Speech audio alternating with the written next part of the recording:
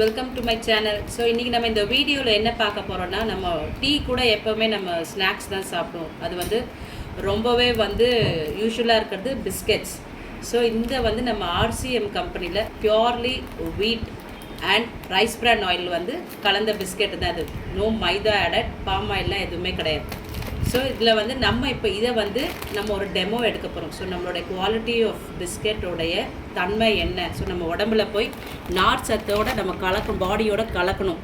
So அந்த மாதிரி ஒரு ப்ராடக்டோடைய ஒரு எக்ஸ்ப்ளனேஷன் தான் இந்த வீடியோவில் பார்க்க போகிறோம் நம்ம.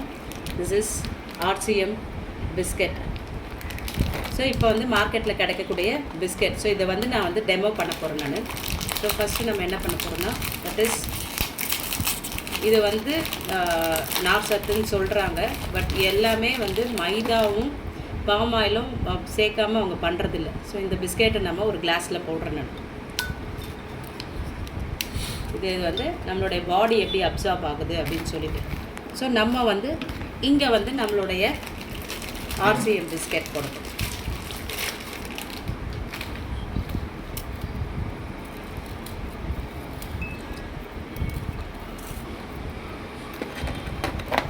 ஸோ நம்ம ஒரு 1 மினிட் கழித்து நான் இதோடைய பிஸ்கெட் எப்படி இருக்குன்றதை நம்ம 1 மினிட் இதில் இருக்குது.